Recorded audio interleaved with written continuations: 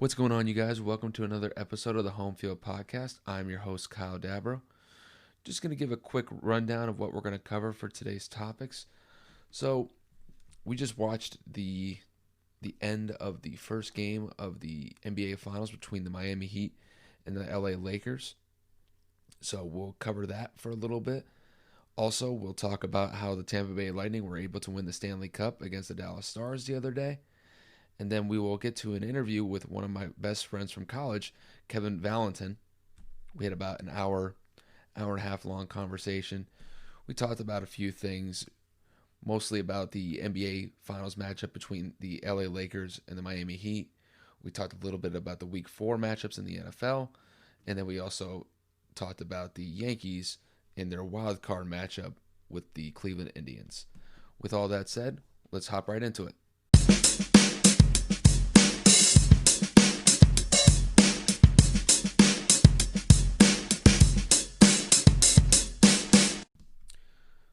So, like I said in the intro, the Miami Heat and the LA Lakers just finished the first game of the NBA Finals just about 5 to 10 minutes ago. And from game one, the LA Lakers won 116-98 against Miami. So, as of now, the Lakers take a 1-0 series lead. And just to kind of dive into the game itself, I thought the first couple minutes, Miami looked really good. And then it went downhill basically after the 6-minute mark in the first period, and the Lakers just put it on, and they had their foot on the gas pedal from that point forward. I think at one point the Heat were up, I think 13 points in the first quarter. The Lakers went on a large run to end the quarter. I think they ended up by 3 at the end of the first quarter, and then that lead ballooned to, it was 65-48 at halftime. So they had a 17-point lead, and then it got as high as 32 in the third quarter as far as their lead is concerned. And at that point, the game was well out of reach, and the Lakers basically just went on autopilot at that point. So from the Lakers' perspective, the Lakers just absolutely dominated the Heat after that 6-minute point in the first quarter.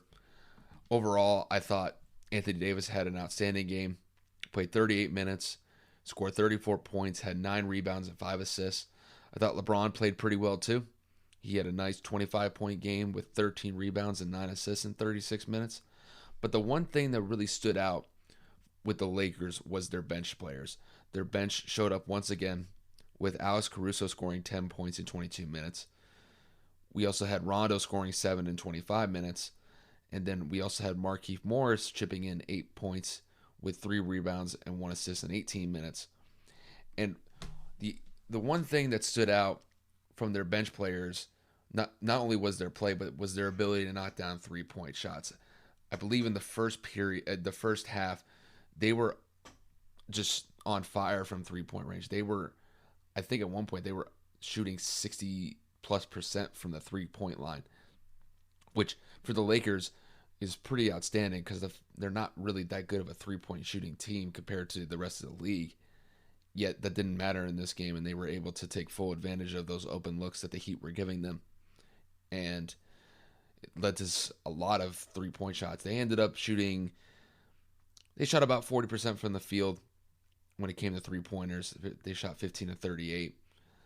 But that first half, they really put it on the Heat to start. And just looking at the game with the Lakers a little bit more, I thought the defense from the Lakers played outstanding, especially after that first quarter ended. They essentially held the Heat to 39 points in the second and the third period, the second and third quarter combined. I'm saying period because I'm thinking of hockey next. But yeah, in the second and the third quarter, they basically just shut down the Heat offense. The Heat defense really couldn't do much to stop the Lakers. And just the Lakers took it to them. Now, let's segue to the Heat here. Because like I said at the beginning, I thought the Heat had a very good start. At one point, they were up by 13 points. And then their defense just let them down. They were giving the Lakers too much space. the Lakers were getting good matchups, taking advantage of the defense that they had designed against the Lakers, and they just were not hitting shots.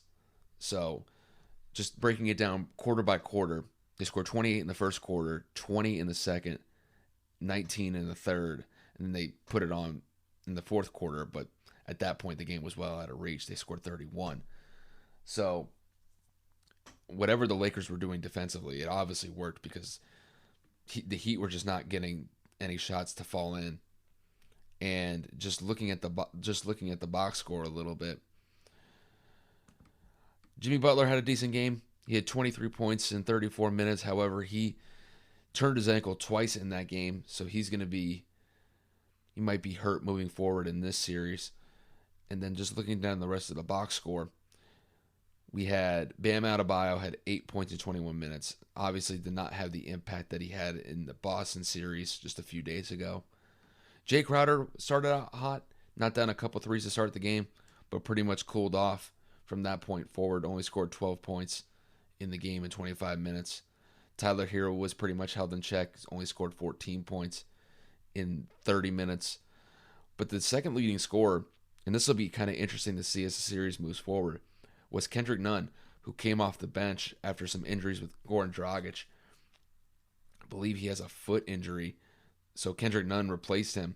And Kendrick Nunn put up 18 points in 20 minutes, which is solid for Eric Spoelstra moving forward, because now he sees that Kendrick Nunn has the confidence to knock down open shots and create his own space, which I think, depending on how Goran Dragic's injury is, they're going to have to rely on Kendrick Nunn to come up with some big points if Dragic is out for an extended period of time. So, other than that, Duncan Robinson was a no-show. Only played 4 minutes, didn't get any points. Goran Dragic, like I said, he got hurt, only scored 6 points. So, just overall, I thought the Lakers just really put it on the Heat here in the first game. Granted, this is just the first game of the series. We'll see how the rest of the series plays out. I believe Game 2 is on Friday. If I had to say, the Heat will definitely probably come out with a sense of urgency on Friday. And I think they'll make that Game 2 a little bit more competitive than Game 1. And if you're the Lakers, I think at this point moving forward, the only thing I could say is maybe start out a little bit faster. It seemed like they kind of like took their time, kind of allowed the Heat to get up to a 13-point lead to start. But then after that, they just took the game over, and they never let the Heat back in. So really, that's the only thing I could say as far as criticism goes with the Lakers.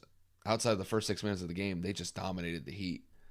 So we'll see how each team adjusts going into Game 2. But I definitely expect the Heat to make some major adjustments going into Game 2. So we'll transition into some hockey as the Stanley Cup playoffs have come to an end. And as of now, the Tampa Bay Lightning are your Stanley Cup champions for the 2019-2020 NHL season. So they were able to wrap up their series the other day against the Dallas Stars in Game 6. And the main takeaway from this game was that the Lightning absolutely dominated from start to finish. So they got out to a 1-0 lead in the first period, and their defense was impeccable. Vasilevsky was a man on a mission and did not allow anything to get by him in that game. Especially in the first and second period, the defense of the Lightning was just spectacular. I believe in the first 2 periods, they only gave up 8 shots as a team. And they just could not allow Dallas to get any sort of rhythm, which, compared to the last couple games that the Lightning have gone up against the Stars were able to put some shots and were able to get some goals against the Lightning. I mean, they would score at least 2 or 3 goals a game for the most parts of this series. But in Game 6, it was a complete reversal for the Stars. They couldn't get anything going offensively. And then, really to kind of cap off the game, after the Lightning scored their second goal in the second period, Dallas really tried to make a push in the third period, but it wasn't enough. And Vasilevsky for the Lightning ended up getting his first career playoff shutout for the team, and it happened to be the game clinching for the series. And as of now, the Lightning are your Stanley Cup champions for this season. Now, I will say this. I think under normal circumstances, getting the Stanley Cup is one of the hardest and arguably one of the hardest championships to get in all professional sports. But when you tie in the circumstances going into this year, the fact that you were playing in a bubble, you were separated from your family for over 2 months, and you devoted the entire 2 months in the bubble to purely hockey, and with the end result being that you are walking out of the bubble as Stanley Cup champions, that has to be quite a rewarding feeling for the Lightning. It has to be gut-wrenching for Dallas. Imagine being in a bubble for over 2 months, and you have basically either no or limited contact with your family the entire time, and you lose in a tough-fought series in 6 games. It's got to be a gut-wrenching feeling for Dallas, and I feel for them in that sense. But a great series overall. I thought both teams played really well, but it ended up being the Lightning coming out victorious, and they are now your Stanley Cup champions. So with those 2 topics out of the way, we're going to transition into an interview that I had with one of my best friends from college just a few hours ago. He is the host of the 104.6 and 1 podcast. His name is Kevin Valentin. He is one of my best friends from FGCU, and it was an absolute pleasure to have him on the podcast. So, ladies and gentlemen, I introduce Kevin Valentin. All right, you guys, let's welcome in our guest, Kevin Valentin. Kevin, what's going on, man? What's going on, brother? How you doing, man? Thanks for having me on. For sure, man. Pleasure's all mine. All right, so let's get right into it. We're going to talk about the NBA Finals matchup between the Miami Heat and the Los Angeles Lakers. First, let's start with the Heat. What do you think of that team overall and their journey to get to the finals? I genuinely think that this is a special team. Obviously, for the audience reference, I'm a Mavericks fan, so I have a love-hate relationship with the Miami Heat.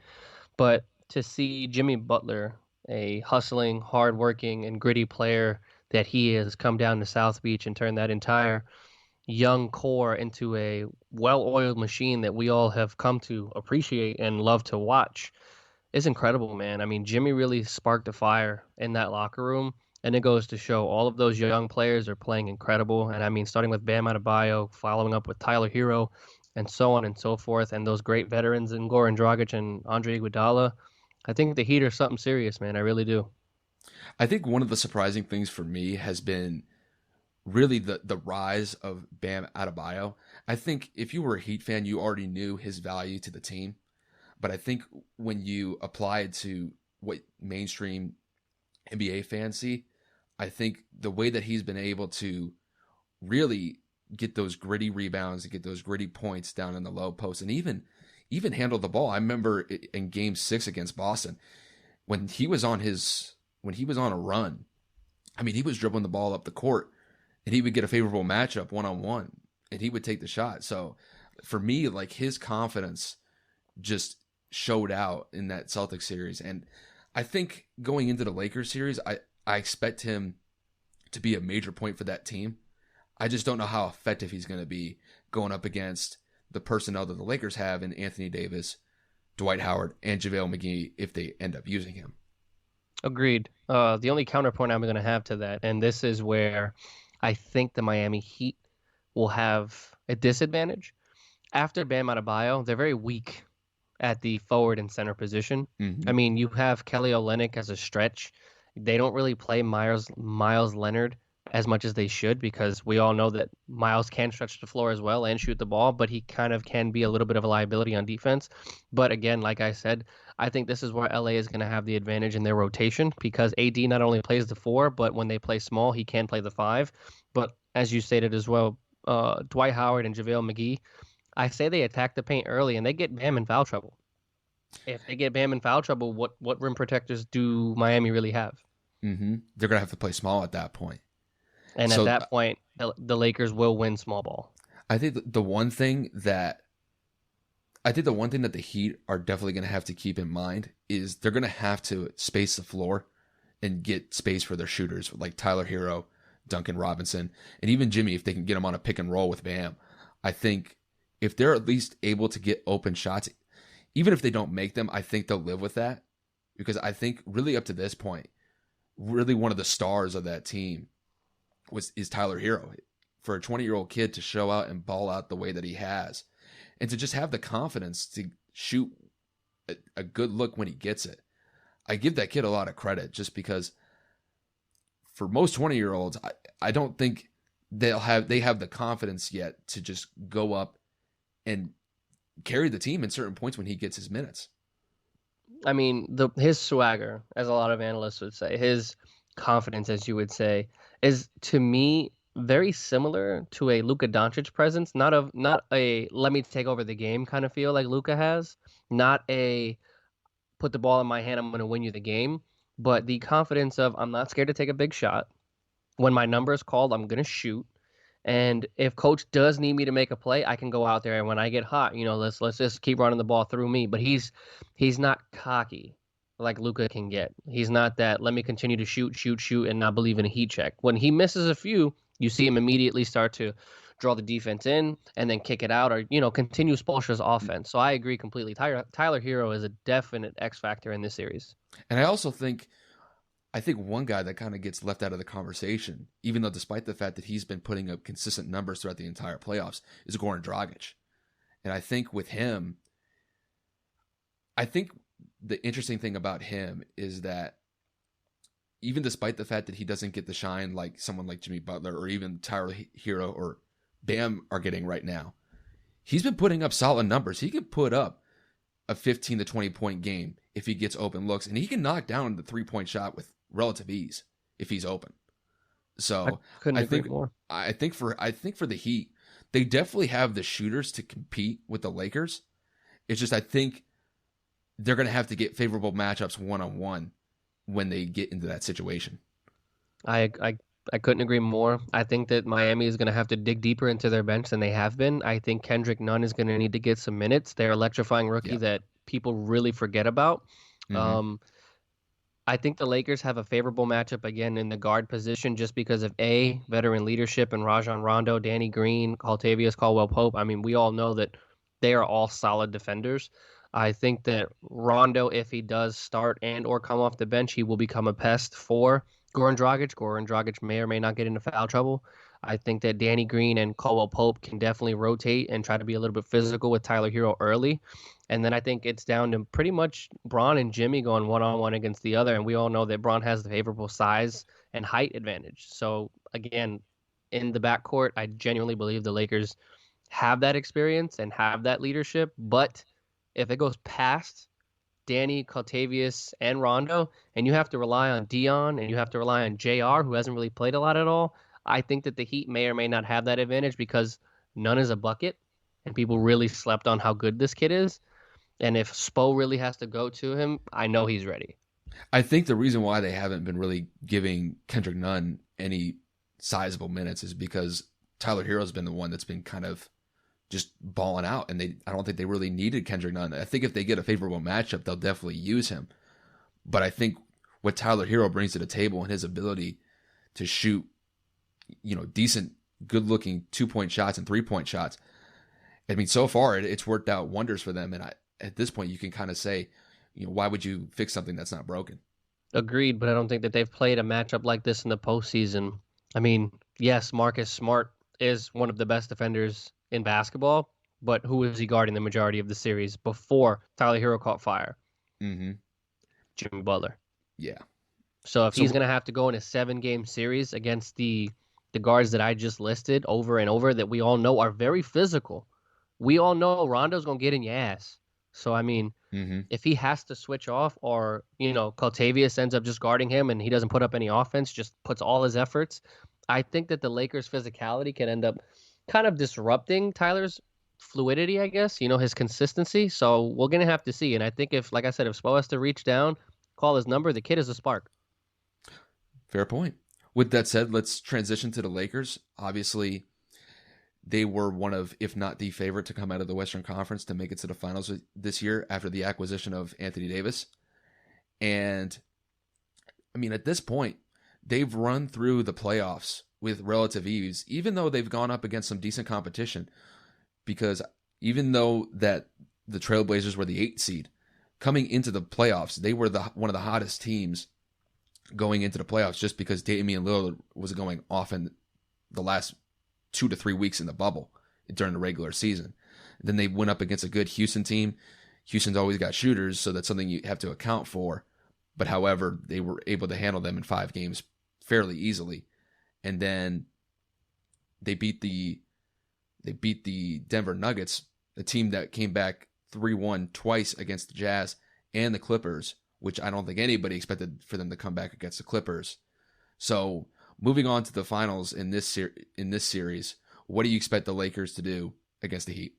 All right. Well, just 1 second to backtrack. I called that Nuggets upset, so let the record show. That was very well noted. Fair enough. Getting on topic of the final matchup with the Lakers, I'm being blunt. I'm being honest. I got Lakers in 6. My entire family is pretty much all Laker fans from back in the day, so it's nothing but Laker all season long. I think the acquisition of Anthony Davis pretty much solidified a Western Conference Finals matchup to me, and we all thought that was going to be the Clippers. But when we saw the matchups, I mean, all of these teams that they faced lack one thing: a big to guard Anthony Davis. Other than Denver, who has Jokic, Anthony Davis still did what he needed to do, but the matchup then transitioned over to LeBron James, who could guard LeBron James. Mm-hmm. So the Lakers didn't have an easy road, but we all know the matchups. They live and died by Damian Lillard. If you want to drop 60, no one else is scoring, which is exactly what happened. Houston, I don't even want to waste my breath. Like, I knew that was never going to be a challenge, so they transitioned and ran through that. And then, like I said, they did what they needed to do. Denver ran out of steam, and Jamal Murray ended up being hurt, but I don't think that was enough for them to really push through. Going into this finals matchup, though, like I stated earlier, man, when I was analyzing the Heat, I always find a way to throw a Laker plus in there. I think the Lakers have matchups all across the board that benefit them to win this series. And again, they have the best player in the world in LeBron James. I think he is on a mission. I think that man, along with Anthony Davis, is destined to win another chip and give AD his first. But I think their only flaw is going to be, or should I say their only opportunity to lose, is going to be their role players. If Bron doesn't get it going, and AD, gets doubled and whatnot, it's going to be on that Danny Green shot in the corner. It's going to be on Kentavious Caldwell-Pope to go out there and hit some shots. It's going to be on Kyle Kuzma coming off the bench. So I'm hoping that the star-studded, lights of the finals, but it being in the bubble kind of nullifies the whole nerves of being in the playoffs or being in that moment. But if they start struggling early, or if Bron just can't get it going for whatever reason and they have to rely on the kids, I do not know if that's going to be able to transition into how hot this Miami Heat team is. I think with the Lakers, I think one of the things that I've noticed, even though they've won these series fairly convincingly, is there are points in the game where they allow these big runs from the other team. Even though they got rid of the Nuggets in 5 games in that series, there were points in time where they would be up somewhere in between 10 to 15 points, and then Denver would go basically like on a 10-2 run. Or if it went a little bit longer, sometimes it'd be like a 13-4 run. Take their foot off the gas pedal. Yeah, and I think in large part it goes to the point that you brought up is their role players and their bench players. Now, I think one of the things that's been interesting with their role players has been Rondo shooting the threes that he's been getting. Because if you look defensively against the teams they've gone up against, the defenses are giving him space. And sometimes they'll do a quick pick and roll to get him some space to get an open shot. But teams are going to let Rondo shoot those threes because they think more than likely than not that he's going to miss, but he's been knocking them down. So when you really look back at these box scores and you look at what Rondo, Caruso, and even Kuzma to a certain extent are putting up, Rondo can get you a 10-point game off the bench. And all he has to do is maybe hit 1 or 2 threes, and then he'll probably get some drives to the lane to get an easy 2. And the same thing with Caruso, because Caruso, I'll say Rondo's been a little more consistent with his shooting ability so far in these playoffs. But if they can get Caruso going off the bench, I think they'll be fine. Because I think when you look at their starters, they're definitely going to get probably 25 a night from AD.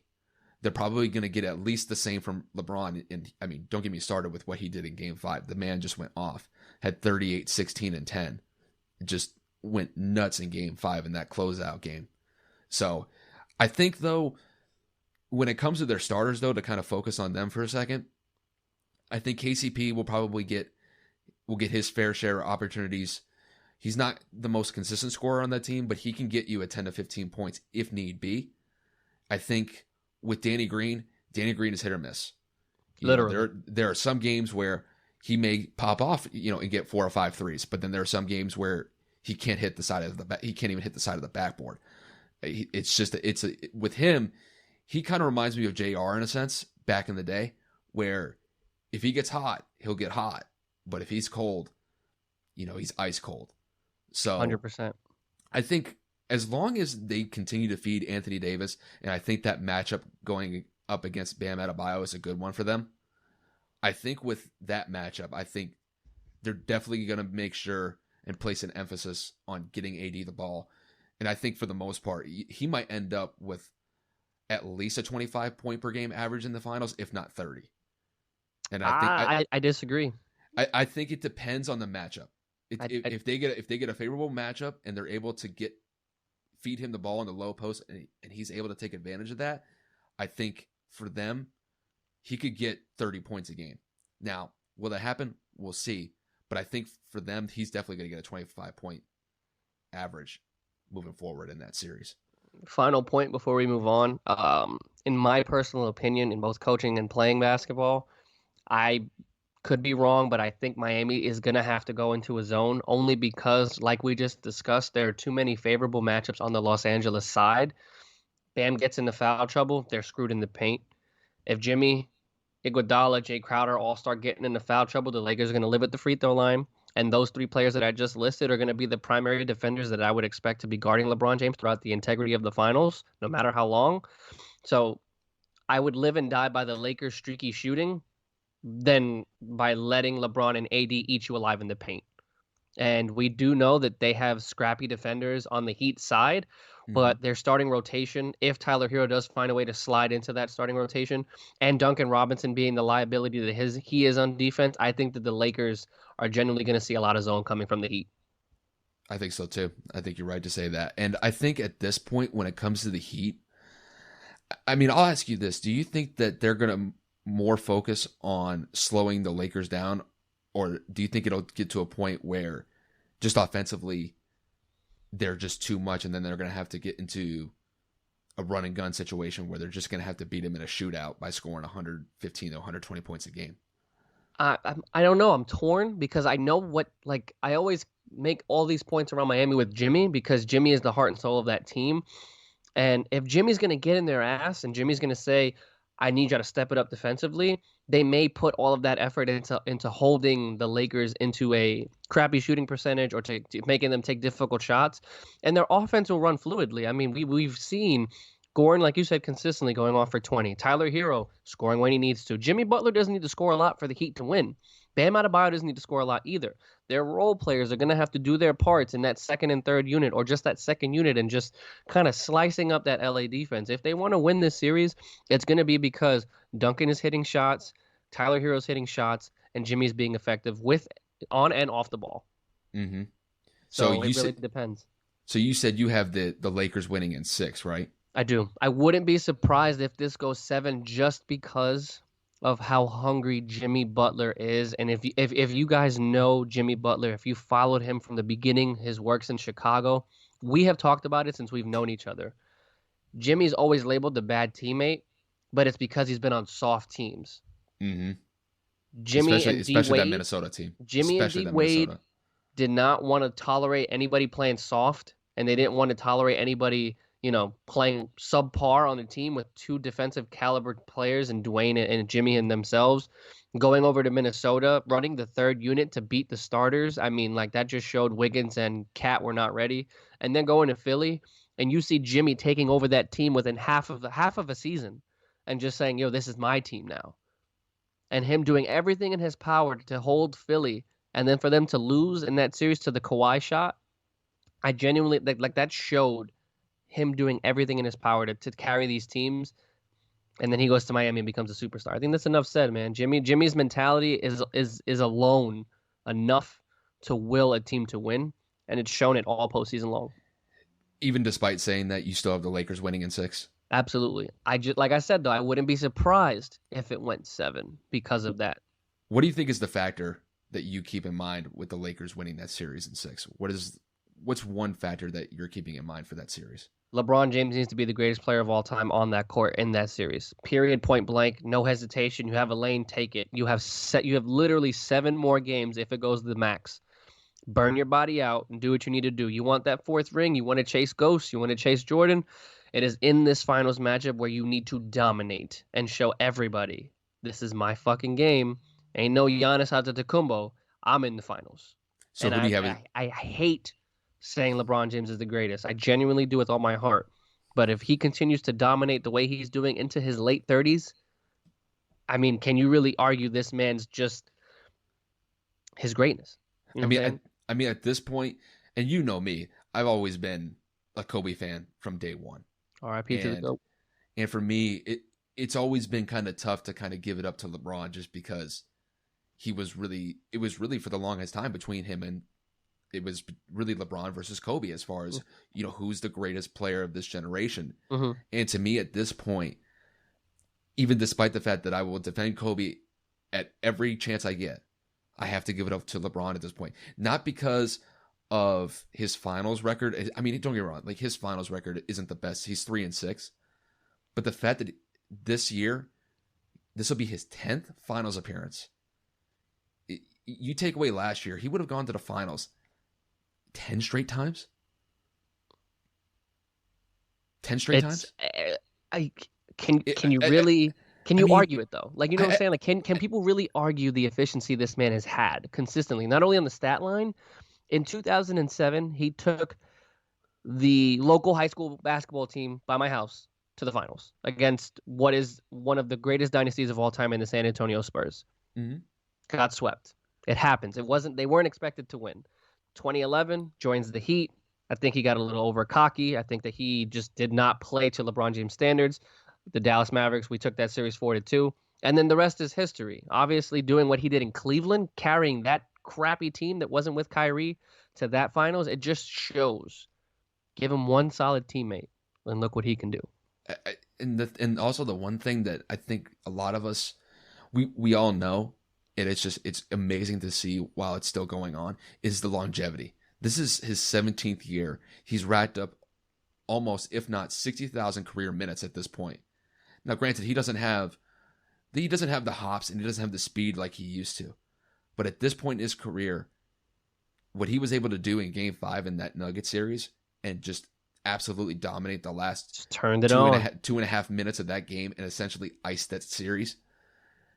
That dude is just an amazing basketball player. And at this point, he's always been a top 5 player all time, probably since he was on the Heat. Even you could say that back then, after he won his second ring in Miami, all time he might have been a top 5, top 10 player all time. I think at this point now, if he wins this series, and at this point, I expect him to, he'll be 4-5 in the finals. 4-6. I'm sorry, 4-6. You're right. He'll probably. Do you think he'll win MVP for the finals? Finals MVP? I think so. Like I said, I think that Bam Adebayo matchup might be a little difficult for AD, but I think Bron has too much of a. Iggy won the Finals MVP, but the man averaged 36, 11, and 9. You know what I'm saying? Mm-hmm. Like, I don't think that anybody on the Heat consistently are going to be able to put a body in front of him and stay with him. Because I think at this point, if I had to say, I'm probably torn between Anthony Davis and LeBron being the Finals MVP. And just so everybody knows, I have the Lakers winning in 5. I think this is going to be a 5-game series. I just don't think that the Heat are going to be able to match up well against the Lakers. And I think the Lakers are going to be able to exploit, whether they're in a man or zone defense. I just think that the Lakers have too much firepower in LeBron and AD. And if they get decent play from their bench, whether it's Rondo, Caruso, Kuzma, I think they'll be fine. I just think that Anthony Davis has just been a matchup nightmare, even against Denver. Even in the Denver series, he was still effective against Jokic, and especially once they got Jokic in foul trouble. That's what I'm saying. All it takes is a little bit of foul trouble. Get Bam out that game. LA's got a big favor. So I just don't see the Lakers losing this series. I just think that the way that they've played, and you have to give some credit to Frank Vogel. I think Frank Vogel is one of those people I think he's kind of in a situation that Eric Spoelstra was in a couple years ago, where it seemed like most of the attention was paid to LeBron and D Wade on that Heat team from 2010 and 2014. But I think really when you look at the personnel that he's put out on the floor, Vogel's done an outstanding job with this team. And up until this point in the season, whenever you've had a LeBron team, there's always been some controversy, whether it's the personnel that they had, maybe some midseason acquisitions or trades that they've had to make because LeBron doesn't think that the teammates that he has is enough to get them to the finals or win the finals. But as far as this season goes, I haven't heard a peep from LeBron. I think Frank Vogel has done a good job keeping the cap on that locker room and making sure everybody's egos are in order, because we both know there are quite a bit of characters on that team, and in Rondo, JR, and Dion alone, let alone Kyle Kuzma's off the court dating issues that are going on around out there in LA, but neither here nor there. So I would agree completely. I think Frank Vogel needs a little bit more credit. But just to kind of wrap it up, I got the Lakers in 5. MVP, I would say I'm giving it to LeBron. Agreed. Giving it to LeBron. So, with that said, we'll transition to the NFL for a second. We'll focus on the Week 4 matchups. So, I'm just pulling up the games right now. So, what we'll do here is we'll just go down the gamut of games, and we might do like a quick analysis on each game, and then Kevin and I will pick the winner for each game that we get for Week 4. So, let's get the worst game of the week out of the way. So on Thursday night, we have the Broncos going up against the Jets. Who cares? Skip it. Dude, I couldn't have said it any better. All right, let's move on. To a real football game, correct? Yeah, yep. Yes. So the first one that I have here is a 1:00 game. We got the Saints going up against the Lions. Currently, as it stands, both teams are 1-2. Detroit got their first win of the season against Arizona last week. And then New Orleans lost a close matchup against the Green Bay Packers last week in a Sunday night matchup. So what do you see with this game? Personally, I got the Saints winning by a touchdown. I think that the Saints need to step it up. I am not a Drew Brees fan. As everybody knows publicly, I am a Colts fan. I'll never forgive them for that Super Bowl win back in 2009. But I genuinely believe that Drew Brees is going to figure out a way to will this team. Obviously, Michael Thomas being out has genuinely hurt this offense. You wouldn't have known it, though, with Alvin Kamara cooking. So I don't know if the recent play of Kenny Golladay is going to continue to lead them into the favorable matchup of winning that game, but who knows? But I definitely got the Saints taking that game. I do, too. I think it's going to be a close game. I think they're definitely going to give Kamara the rock. Because how long has Michael Thomas been out for? 2 weeks? 2 weeks. He left the Tampa Bay game late in the fourth after the Saints were already up 2 touchdowns. Like I've said publicly multiple times, I think that Sean Payton really fucked up here, leaving him in garbage time and letting that play happen and letting his ankle get rolled up on. Mm-hmm. So, I mean, it's a high ankle sprain. I have him in fantasy, so I do monitor him every other couple of days. They're saying that he's practiced just a little bit, but not enough for game speed. So I don't know if he'll be ready. I think he'll probably be ready in the next week or two. I agree. I think for this game, there's no need to rush him out, but I got the Saints winning this one too. I think it'll be a close game though. I think it's probably going to be a 7-point game. I do want to see the Saints. That's what I said. Yep. And like we talked off the air about this, the Saints need to get this win because they need to compete with Tampa. Yeah, big time. Can't afford to fall behind this early. All right, so the next game, speaking of the Bucs, will be the Chargers versus the Bucs. So currently, as it stands, the LA Chargers are 1-2, and the Tampa Bay Bucs are 2-1. The Bucks came off a win last week against Denver, which was a fairly easy win for them. And then the Chargers went up against the Chiefs they went up against the Panthers. I'm sorry. They lost a close game with the Panthers last week, 21-16. So where do you see this game going? I definitely got Tampa winning. But no disrespect to the Chargers. I think they got a really good rookie in Justin Herbert. I liked the chemistry that I saw in him with Keenan Allen, feeding him the rock, Austin Eckler doing what he needed to do. And I think that their backup running back even had a decent amount of good plays. So no disrespect to LA. I just don't think they're ready for the veteran leadership that Tom Brady brings to the table.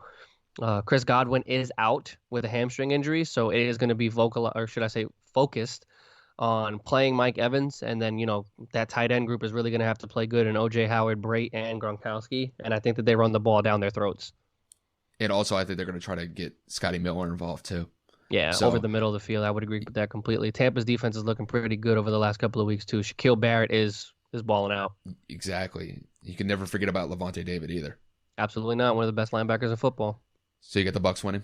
Bucks winning, I would say, maybe by 10, 13 points. Yeah, they're playing in Tampa. I got the same thing here. I think the Bucks are going to win by 2 touchdowns in this game. I think Brady's going to have a pretty good day as long as their offensive line is able to protect him. Yeah, I think that there's going to be too much to add. I think there's going to be too much pressure on the Chargers defense. Yep. If they're able to get pressure, I think that's really the only thing that keeps them in this game. But just offensively, I just don't think the Chargers have enough with Justin Herbert. Yeah. So like you said though, I like their chemistry so far between Herbert and Keenan Allen, but I think that's going to take more time moving forward. I got the Bucks winning, I'm going to say like 34-20. All right, so then moving on to the next game, we got the Jaguars and the Bengals. So as it stands, the Bengals are 0-2-1, and the Jaguars are 1-2. What do you have with this game? First of all, I'm going to give out a big shout out to Joe fucking Burrow. That man is playing out of his mind for the team and organization that he is playing for, like we discussed off air. I've never, in my personal opinion, seen a rookie as poised, cool, calm, and collective that he is, knowing that he is completely accepted. All right, coach, if I got to throw this bitch 60 times, we going to make it work. They may not win, but boy, do they compete. Tyler Boyd is doing everything that he can do. Joe Mixon is not producing. Obviously, that offensive line is terrible. A.J. Green is a shell of himself.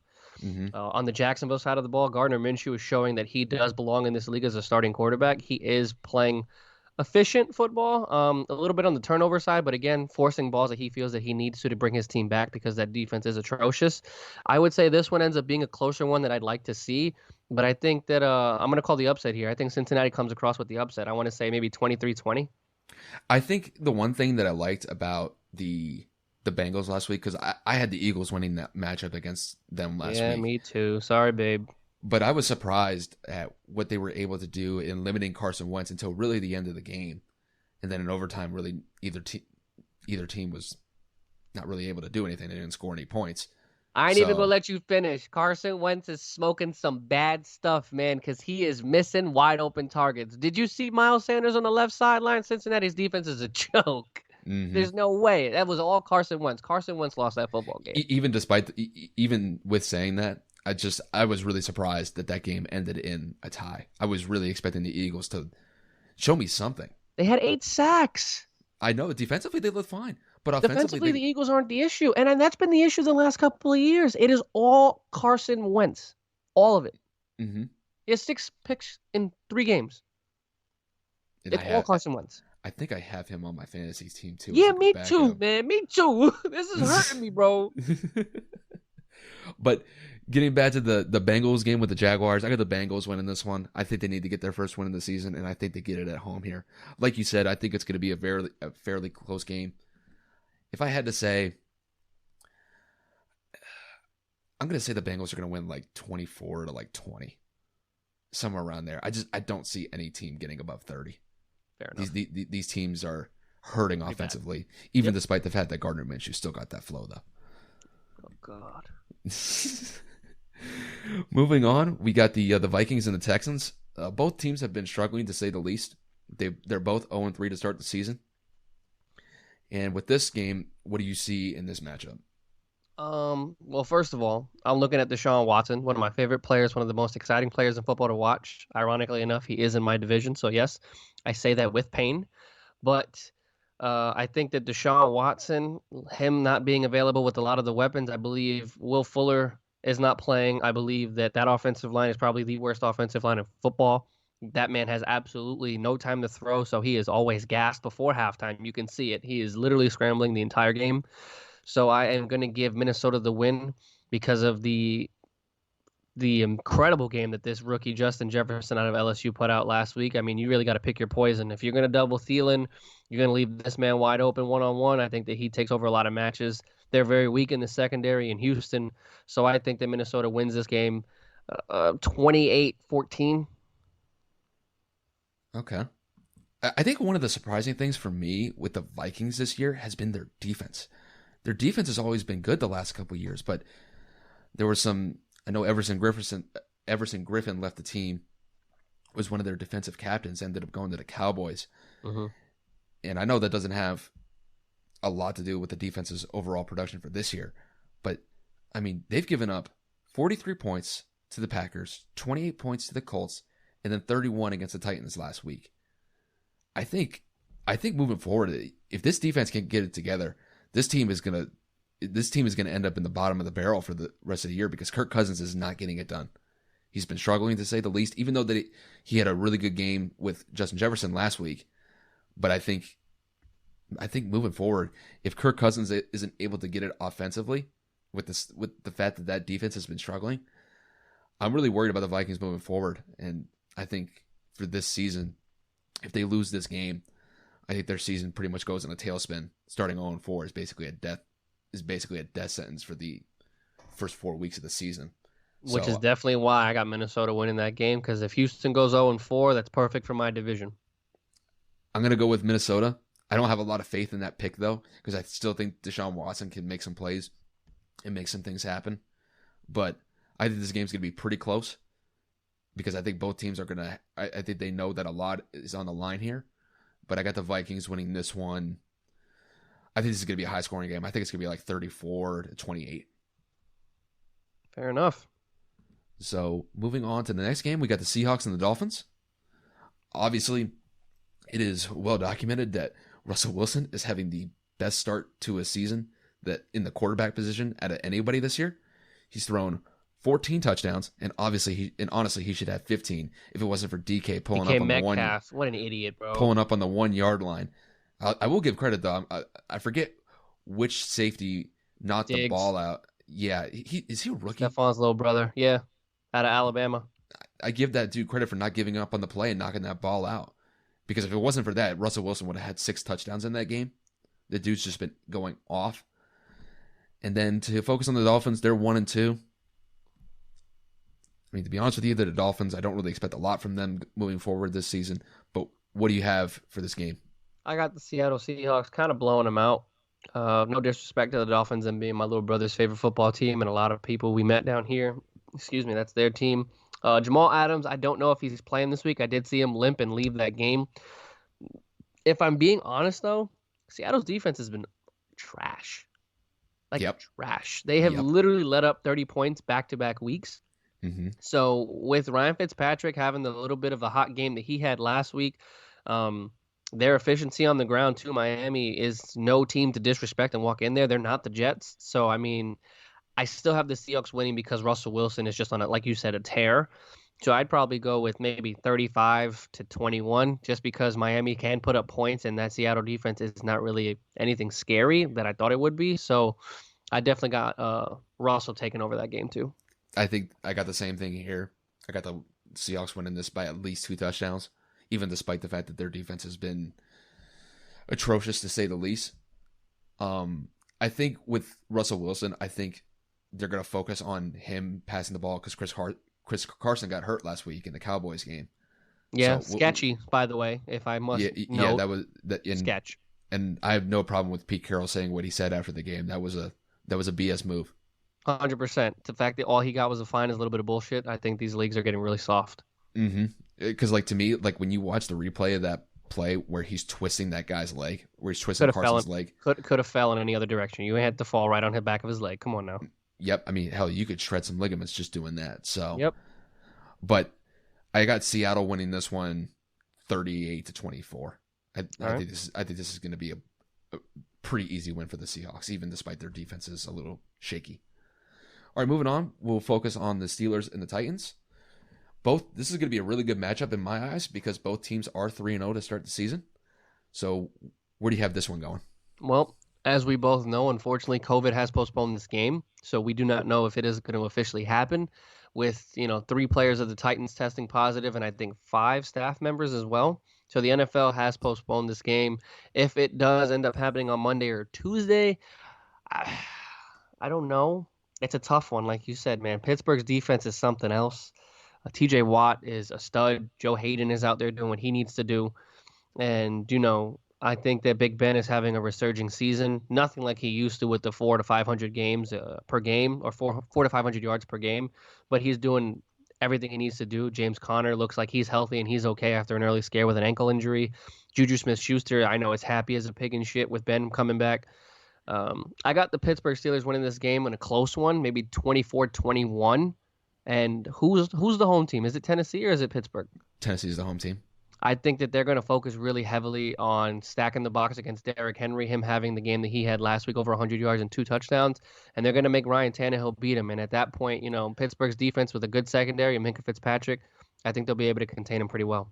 I think if they end up playing this game, I'm assuming that they're going to try to play this game either on Monday or Tuesday next week. If they don't, they'll move it to a different date.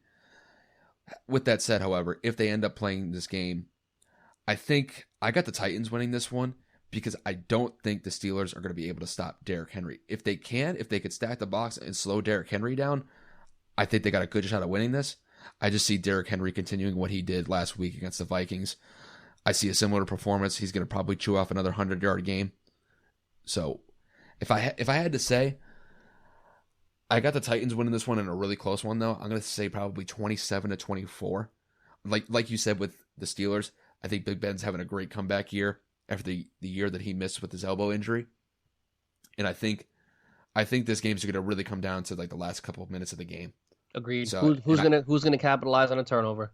Yep, and I think, and to be honest with you, kind of one of the players that was getting a lot of criticism for missing field goals was Steven Gostkowski in the first week of the season. And then he dropped 19 points on my fucking bench last week. I know, and then I think he hit like a 56 or 55-yard field goal to ice that game against the Vikings. Yeah. So I don't want to talk about it. He's definitely made a turnaround. So, I could definitely see them getting in a situation where they end up getting a late game-winning field goal to win that game. But like I said, I think 27-24. I got the Titans winning that one.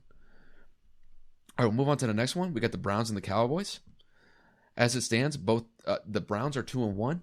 And Dallas is 1-2. Dallas had a close game against Seattle last week. And then looking at the Browns were able to win against the Washington football team. It's just weird for me to say that just because they've always been known as the Washington Redskins. But they go up against Washington this week. I'm sorry. They go up against the Cowboys this week. Who do you have winning this one? I got the Cowboys winning this one, man. I know that earlier this offseason, I kind of took a massive dump on Dak Prescott and saying that he wasn't worth the money. I don't know if he heard me because Dak Prescott is playing out of his mind. In the last 2 weeks, he has over 900 yards passing. He had 450 yards back-to-back weeks. The Cowboys are winning to they're losing games with turnovers. So, I think Dak takes a step back and they really feed Zeke the rock. And I think that Dallas wins this game in a shootout because both offenses have been hot. Nick Chubb doing everything that he's doing. Baker Mayfield isn't really forcing passes downfield because they are living and dying with the run game. The only option I would give Cleveland to slow it down would be if Nick and Kareem Hunt can really get out there and slow the game down and keep the ball in Baker's hands, but they need to capitalize on scoring when they're in the red zone. That's their issue. So I think that this ends up being a shootout, but I have Dallas winning by a touchdown. I want to say a 35-28, if not, high 30s each. I think to expand on your Dak point about him starting the season that he has, I do think, however, in that game against Seattle, I think his turnovers were crucial because at the moments that they came in, That first interception came at the end of the first half, and then Seattle was able to get a touchdown off of that. I believe Russell Wilson threw it to Tyler Lockett at the end of the first half. So that was a bad interception by Dak just because of the timing of it, and then obviously the one at the end where he was just trying to make a play. But Dak has been playing impressive football so far, even though that their record's 1-2. I like the way that team's been playing. Their defense has been shaky. They've been giving up points, but I got the Cowboys winning this one. I think they are playing in Dallas, so I think there's going to be a lot of pressure. I think it's going to be too much pressure for Baker to come through and get the win here. I got Dallas winning this one 31-24. I think Dak is going to get them 30. So moving on to the next game, we have, let me pull it up right here real quick. Why can't I pull it up?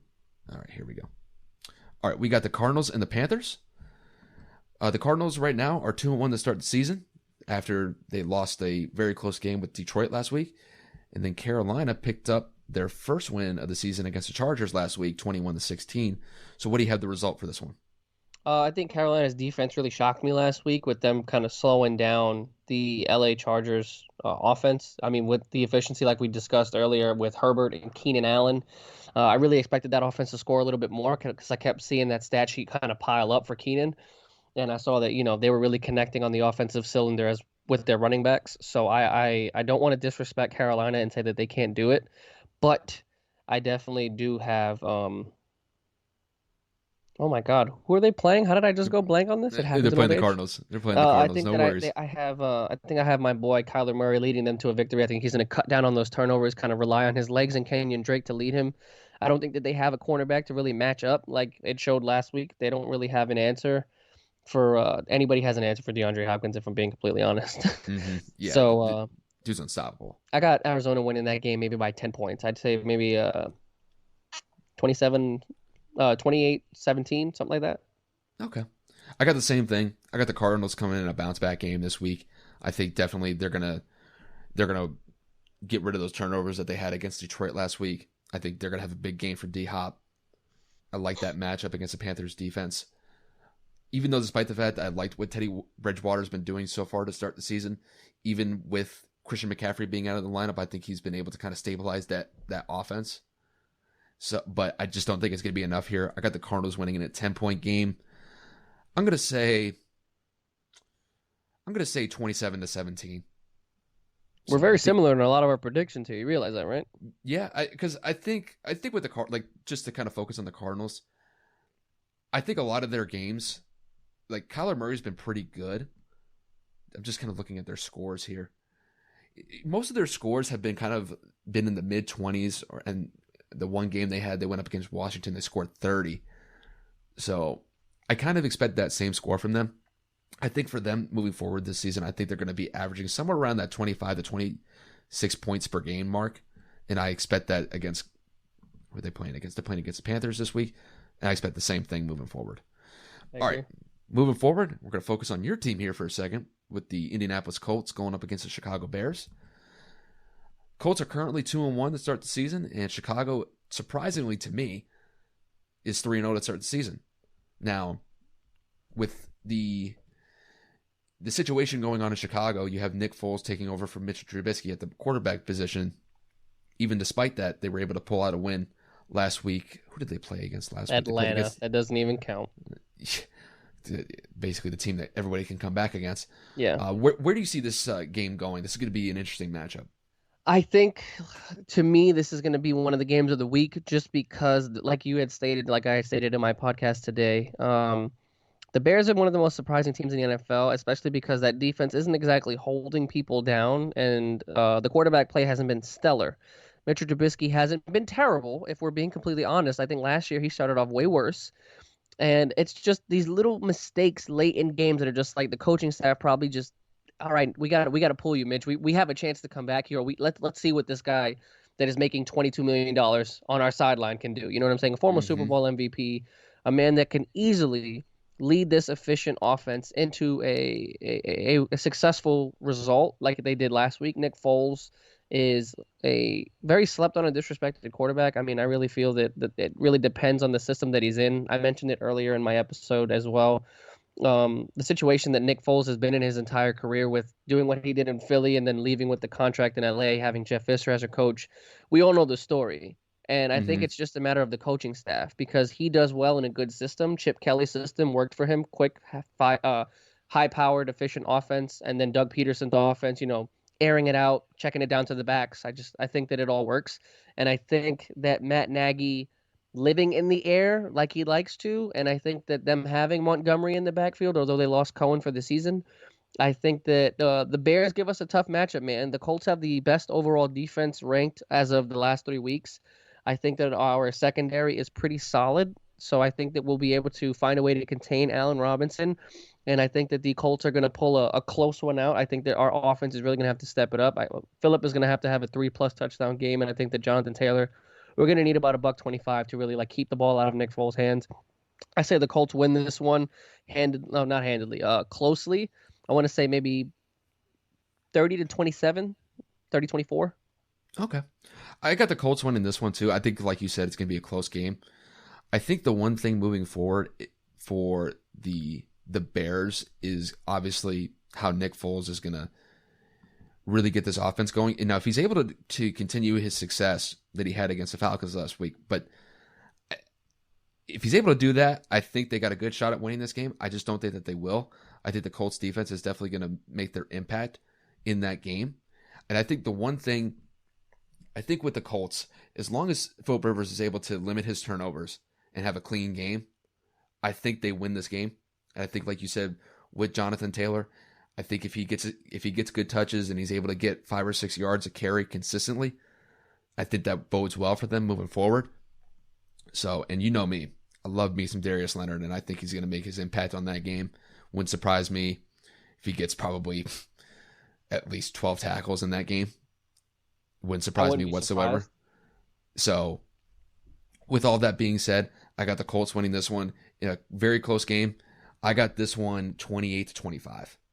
Before we go to the next topic, just for clarification as well, the Colts did lose Michael Pittman and Paris Campbell for an indefinite time period. So we are very, very, very weak and thin at the wide receiver position.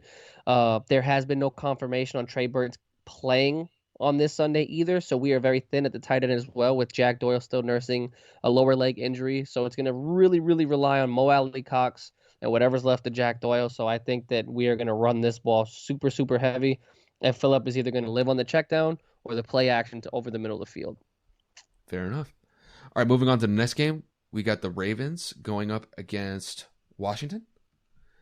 Skip. Skip. Dude, Lamar's going to be so pissed that they lost the game the way that they did on national television, and the Redskins leading the NFC East by some miracle of Jesus. I think that the Baltimore Ravens might put up a 50-piece because Chase Young ain't even playing. Come on now, man. Come on. Listen. No disrespect to the Washington football team, but bro, y'all out here struggling against scrubs. And now you coming up against a defending MVP who just lost to Pat Mahomes, who just got this embarrassed with 97 yards passing and led his team in rushing. Bro, there's no way John Harbaugh lets this team walk out without slapping them by 40. I couldn't agree more. I had to list the game just because it's here for the Week 4 games. I think the Ravens win this one probably by 25 points. If not, this is going to be a blowout. I think, like you said, they're going to be out for blood after losing that game they did the way that they did against the Chiefs at home last week. It wouldn't surprise me if they put up 40. I think Lamar's going to have a great bounce back game. I think they're definitely going to get some good contributions from Mark Ingram. Don't be surprised if J.K. Dobbins has a nice game too. He's been getting some good touches the last couple of weeks. So I expect this one to probably be I'm going to say 42, 17. This is going to be a blowout. No disrespect to the Washington R words, but just don't see it with them. Agreed. Moving on, we got the Giants and the Rams. This should be a fairly easy one. I got the Rams all day in this one. Rams by 28, maybe 30. I mean, honestly, it sucks. As you see, hometown team, it's not my favorite team. Obviously, I'm a Colts fan, but to see the Giants struggle the way that they are, I think that upper management really needs to reevaluate, starting at the GM position. The personnel they have on that team, Saquon being out, To me, I don't see that the Daniel Jones pick is really coming out to turn out well. Drafting him out of Duke, just he had a decent season last year. The offensive line is weak. Their wide receiver core, past Darius Slayton, is fairly weak. Evan Ingram, inconsistent. I mean, between injuries and just not getting a lot of targets, that defense is atrocious aside from Julius Peppers, or not Julius Peppers, the guy out of Michigan. They traded him from Cleveland. Jabril Peppers. Oh, Jabril Peppers. Yeah, you're right. Aside from Jabril Peppers, I don't really see them doing anything at all. And then obviously the Giants are just probably one of the worst. I think the New York two teams are one of the two worst teams in football. So I mean, I got them losing by 30, man. I'm sorry. Yeah, I think the thing is with the Giants, I just don't think their personnel is good enough to go up against the Rams. Like you said, with the injuries, having Saquon out for the year doesn't help. And they went up against the 49ers team last week that got literally kicked in the teeth with injuries 2 weeks ago. And the 49ers just put it on them with a 36-9 or something like that. They lost by almost 30 to backups. So yeah, I mean, and you're going up against Jared Goff, and Jared Goff has been having quite a season to start. Mm-hmm. I got this is going to be a blowout. I think it's going to be like 38-10. Agreed. I just don't think the Giants are going to be able to put up that many points. Me either. All right, moving on to my team. We're going to move on to the Patriots and the Chiefs.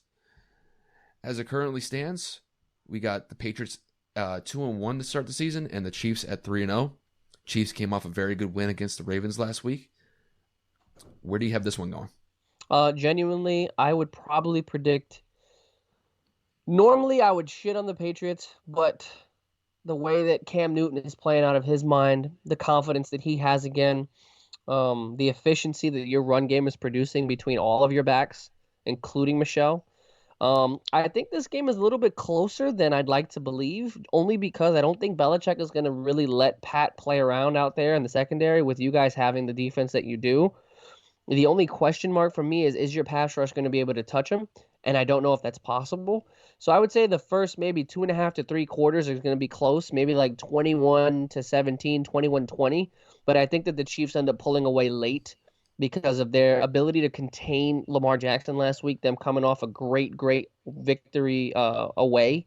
And if you can contain Lamar to 97 yards in the air, 60-something yards on the ground, I think you can find a way to contain Cam Newton.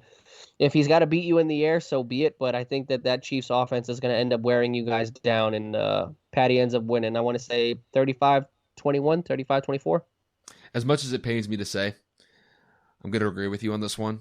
I think the Patriots are definitely going to put up a good fight against the Chiefs. I think it's like we said before we went live. I think what the Patriots are going to do against the Chiefs is they're going to slow down the tempo of the game to limit the amount of possessions that Patrick Mahomes and that offense gets, because you and I both know that Chiefs offense is basically a track team. It's a Madden team. That team has so much speed. You got a great tight end in Travis Kelce. Like I said, you have the speed in McCole Hartman and Tyreek Hill, and you got Sammy Watkins on top of it. I just think that, like you said, I think it's going to be close in the first half. I think the Patriots are going to be able to slow them down a little bit in the first half, but I think the Chiefs are going to make second half adjustments, and I just think that there's going to be too much for the Patriots defense to handle. I want to say that the Patriots are going to try to keep this under 30. I just don't think that it's going to happen. I think the Chiefs are going to end up putting 34 on New England, but I do think New England's going to put up some points. I think it's going to get to a point late in the game where they're going to have to pass the ball because they're probably going to be down by 10 points or so. So it wouldn't be a surprise to me that if Cam throws for 300 yards, but I got this one 34. I got 34-27 with this one. I got it at a 7-point game. So moving on, we got the Raiders and the Bills. The Bills have started out 3-0 with the hot start that Josh Allen has at the quarterback position, and then we got the Las Vegas Raiders at a 2-1 start for the season, and they're coming off a loss against the Patriots last week, 36-20. So where do you have this one going? I think for the Las Vegas Raiders to win, they're going to have to rely on the sole back of Josh Jacobs due to the injuries that have plagued the Raiders wide receiver core. I think genuinely Derek Carr is going to struggle this week. I think that the Bills Mafia is going to make a really big difference. I think, are they in Buffalo? They're in Las Vegas. Oh, then I take back what I said. I know that it tends to get really cold in Buffalo around this time, so I don't know if that would have played a factor. But I think the Bills win this game by 10 to 14 points. I think the offense behind Josh Allen has been out of this world. I don't think anybody saw this coming. I think the chemistry between him and Stephon Diggs is insane. The fact that Cole Beasley had 100 yards last week by himself Hmm. was wild. Devin Singletary's playing great as well, so that backfield is getting good touches, good looks, and I think, like I said, I think that the Bills win this game behind Josh Allen going for 3 or 4 touchdowns. Maybe I want to say 35-24, something like that. I mean, I'll give you this. I had no idea that the Bills were gonna get this much from Josh Allen. No one did. I knew their defense was special, and I think pretty much everybody agreed on that. I just didn't think that Josh Allen would have the start that he's had, and he's been looking impressive so far. Now, granted, it's 3 games into the season. We'll see how long that carries on for. But with that said, I think last week he had like 4 or 5 touchdowns last week. Three, I thought he had three with a more. pick, and he rushed for one. I thought he had more. They put up 35. Yeah, but that was a shootout in the fourth quarter because they were up by I think 16, and then Sean McVay did not allow that, and then that ended up coming back, and they won the game with a touchdown, I think, or Yeah, a field goal. I'm looking up the box score. Yeah, he had 4 touchdowns last week. Was it Touchdowns. 4? I thought it was Four. 3 in a rush. It listed on here. It has four passing. And a I pick? think he had the pick. Okay, so maybe I just missed. He actually had 5 total touchdowns because he had He that did one rush rushing. for one. Yep, but he had Okay, 4 so passing touchdowns as well got too. it. Okay. So, Because like you said, I think their success on the offensive side of the ball continues here, and if they're smart, I think they try to pound the rock too because the Raiders got absolutely gashed by what the Patriots did running the ball last week. I think they rushed for over like 250 yards last week. So I think the Bills are going to try to make some sort of effort to run the ball too because I think the Raiders defense is not going to be able to handle that. I got the Bills winning this one by 14. I'm going to say 34-20. So then they'd be 4-0 to start the season. It'd be a hell of a start for them. Oh yeah, big time. And the AFC East too, it's huge. All right, we got the Eagles and the 49ers in a Sunday night matchup. Currently, as it stands, the Eagles are 0-2-1, and the 49ers are 2-1. Now, I know for you personally, this has some meaning because your girlfriend is a diehard Eagles fan. So where do you have this game going? I think that this game's going to be interesting. I think that Philly finally wakes up. I think that defense is going to mess up Mullins. I think with San Francisco's lack of a running game in terms of consistency and depth, with them just having McKinnon, I think that the Eagles find a way to squeak this one out, and I hope my bias doesn't come into play. I don't know if Alshon's playing. I know he's been practicing. They lost Rager to IR, and I know that their depth with losing Goddard as well. I think they're really, really, really going to rely on Miles Sanders to carry the load this week. So I want to say that the Eagles win this game 20-17. I think it's going to be a nail biter. I think it's going to be a defensive game just because Philly's offense is inconsistent, and then San Francisco's offense is going to be kind of put on clamps because the way that Philly played last week, man, they had 8 sacks. Mm-hmm. I think for me, I think this is one of the more interesting matchups of the week just because you have a team in the 49ers that was so wrecked by injuries a couple weeks ago, yet they were able to have a hell of a game with their backups going up against the Giants last week. I know it's the Giants, and I think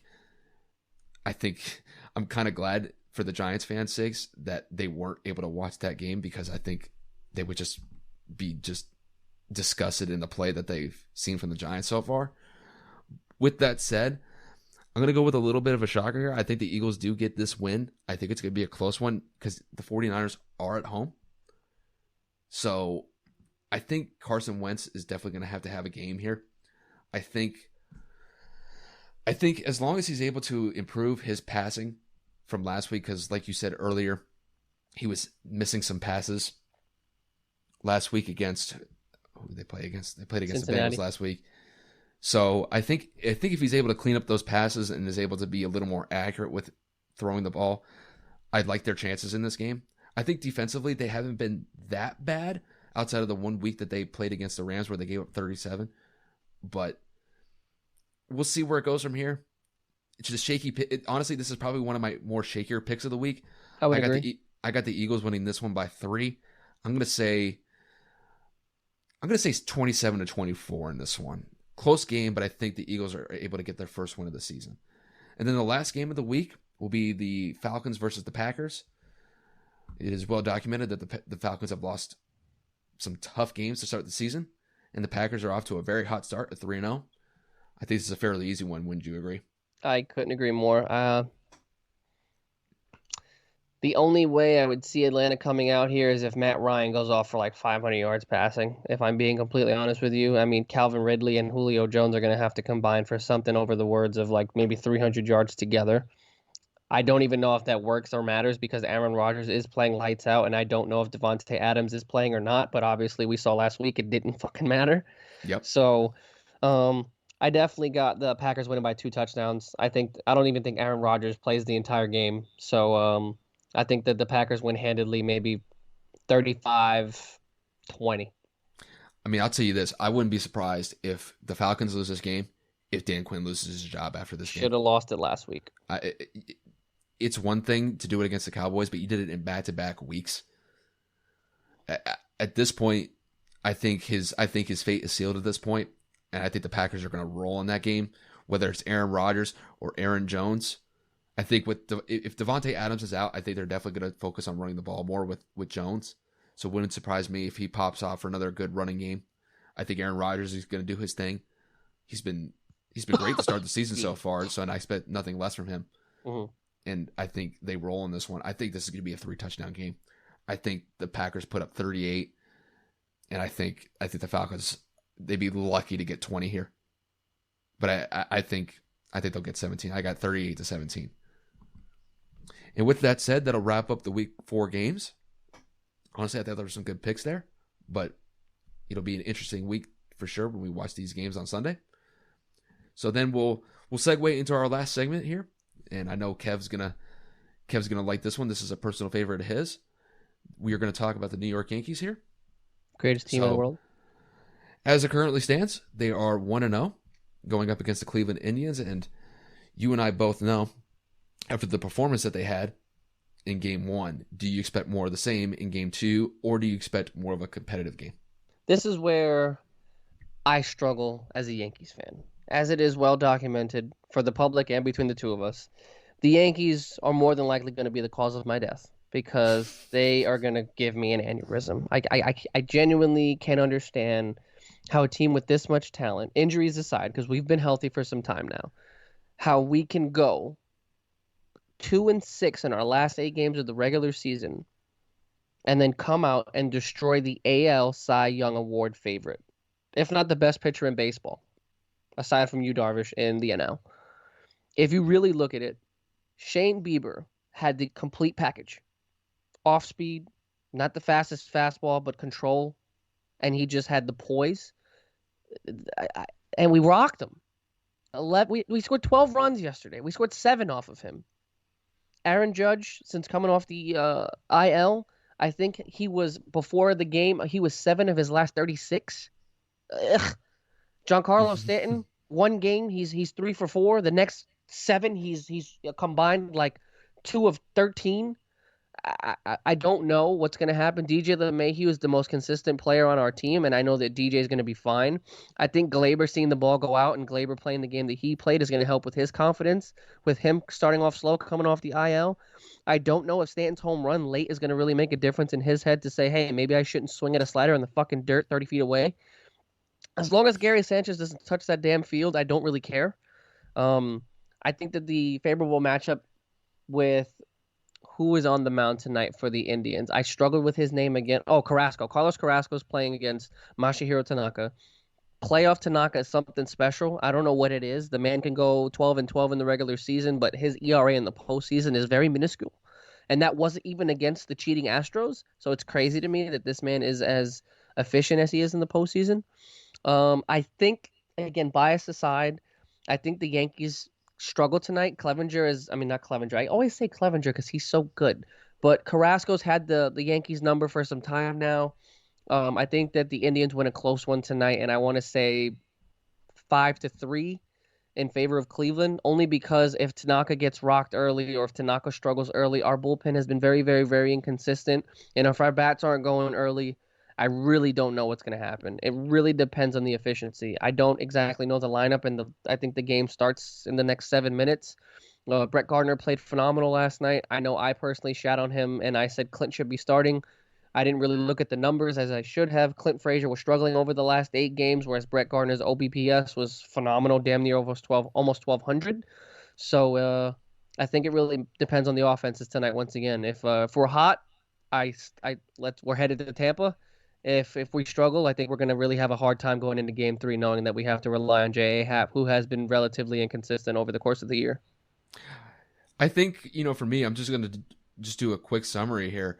I think if the Yankees are able to get what they get with Tanaka tonight, with what they got from Garrett Cole had a pretty good start, pitched 7 innings, only gave up 2 runs, had 13 strikeouts.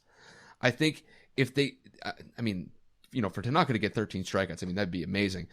But I think if they could get a solid 6 or 7 innings out of him, I think if they're able to limit the runs that the Indians give up to maybe 3 or 4, I think they got a good shot. But like you said, I think the Indians are definitely going to come out with a little more urgency in this game. And it wouldn't surprise me if Carlos Carrasco has a pretty good game pitching, because he knows that the pressure is definitely on for him. I think for the Yankees bats, I think just looking down the box score, I think like you said, I think if Judge can make another impact with another home run that he had in Game 1, and if DJ LeMahieu can continue with his success at the batter's box, I think they'll be okay. I just don't see the Yankees getting this one if their pitching isn't up to par or their batting isn't up to par. I think that the Indians are going to have a lot more urgent play on their side of the ball than the Yankees. So I think the Indians win a close one, though. I think I see this game probably going to be like, it's not going to be like a score like 12-3. I can guarantee you that. I think it's going to be more like 6-4. Something like that, right? Yeah, I got like completely. I think it's 6-4 in this one, and that's where I see. And then we'll move on to Game 3. Can you check my lineup for me really quick? If you can pull that up, I want to see who's starting tonight, because I know that Kyle Hashigoka played for Garrett, called a great game. I know that Brett had a phenomenal game last night, and I know that Stanton played. So I don't know if that means that we're going to change it up and put maybe Clint and left today, maybe Brett Gardner at DH, give Stanton a night off. I have no idea what's happening. And God forbid, if Gary Sanchez plays tonight, we're all fucking screwed. You and I both know the issues that you've had with him. I'm trying to find the starting matchup here. Let me see.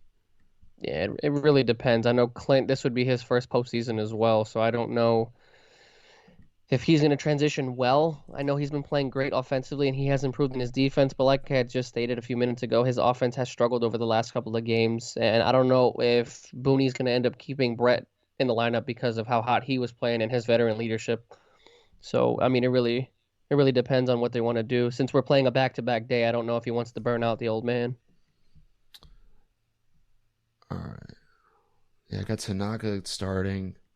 What else did you want me to look up? The lineup, like the batting order, like who's playing offensively for us. I'm looking it up right here. All right. Having some technical difficulties. I probably should have asked a few minutes ago. No.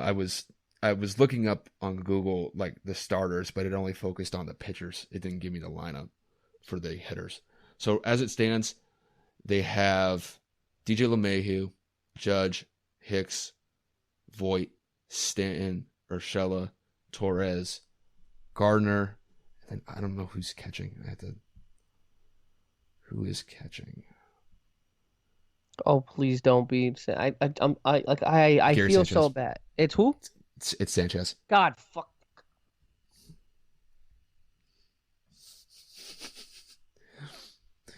Take a moment. I know you're gonna need it.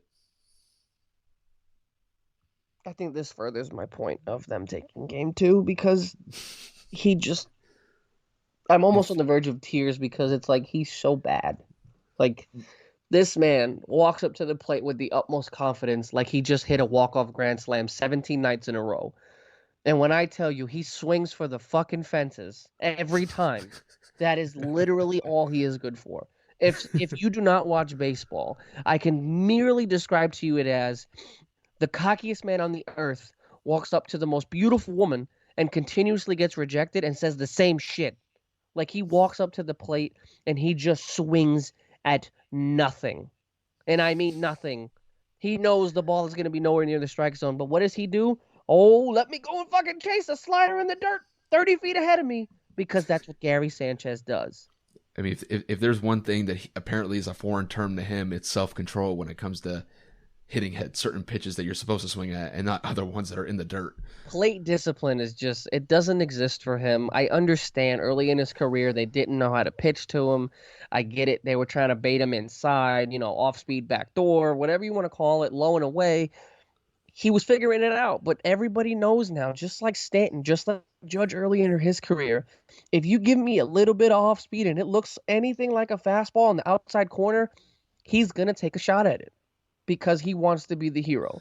If Gary Sanchez can play somewhat efficient in this postseason, and that is asking for it to snow in Florida, I think the Yankees can genuinely find a way to win a World Series because that catcher right there, he's got a cannon behind the plate. He has improved in his pass balls. I have to give him some form of credit. But if he can be disciplined enough to go 2 for 4 or 1 for 3 with a walk consistently, I know a walk is a miracle unless it's intentional, but it's just a matter of Gary Sanchez play is a make or break for me in this series because if they know for a fact this man can't hit us, I'm going to continue to pitch around everybody. I'm going to go right at him. I think I got it from here. I'll take it from here because obviously you could probably go on for another hour talking just about Gary Sanchez and literally the pain he brings you on a nightly basis whenever he's playing. For those of you that don't see me on YouTube, my faces really described my entire mood for Gary Sanchez. So that's about it. I'll describe it. It honestly looks like just the depression, the crippling depression is just it's too much right now.